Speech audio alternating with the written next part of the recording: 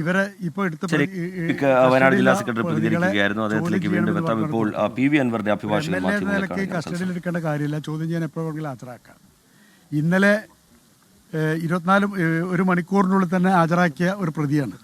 അപ്പോൾ തന്നെ വേണമെങ്കിൽ കസ്റ്റഡി എടുത്തിട്ട് ചോദ്യം ചെയ്തിട്ട് ഹാജരാക്കാവുന്നുള്ളൂ. ആ ഓപ്പർച്യൂണിറ്റി എടുത്തിട്ടില്ല. ഇപ്പോൾ ഇന്ന് ബെയിൽ അപ്ലിക്കേഷനിലുള്ള ഒബ്ജക്ഷന് വേണ്ടി മാത്രം ഒരു കസ്റ്റഡി പെറ്റീഷൻ വന്നതാണ്. അപ്പോൾ ഇന്ന് തന്നെ കോടതി വിധി പറയും.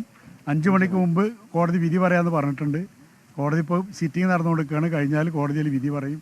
വിധി പറഞ്ഞിട്ട് നമുക്ക് ബാക്കിയുള്ളത് പറയാനാവും. തടസ്സമായിട്ട് ഈ കസ്റ്റഡി മാത്രമാണ്. അതായത് കേസിലെ ബാക്കിയുള്ള പ്രതികളെ കിട്ടാൻ ആവശ്യമുണ്ടെന്നാണ് പറഞ്ഞത്.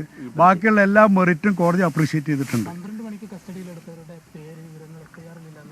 അതെ 12:30 മണിക്ക് കസ്റ്റഡിയിൽ എടുത്തിട്ടുണ്ട്. ഇതിൽ 4 പ്രതികളെ, 2 മുതൽ 5 കൂടി പ്രതികളെ 12:30 മണിക്ക് തന്നെ കസ്റ്റഡിയിലുണ്ട്. അതിനുശേഷം പോലീസിൻ്റെ കയ്യിലുണ്ട് എന്നാണ് പോലീസ് തന്നെ കൊടുത്ത റിമാൻഡ് റിപ്പോർട്ട് പറയുന്നത്.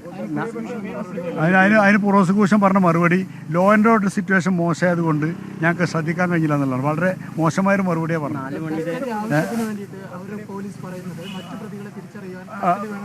ഇത് മാത്രമാണ് മറ്റു പ്രതികളെ തിരിച്ചറിഞ്ഞു കൊടുക്കുക എന്നുള്ളത് ഈ പ്രതികളുടെ ഉത്തരവാദിത്തമല്ല. ആ ഉത്തരവാദിത്തം പ്രതികളിൽ അർപ്പിക്കാനും പാടില്ല ഇന്ത്യയിലെ നിയമം അനുസരിച്ച്.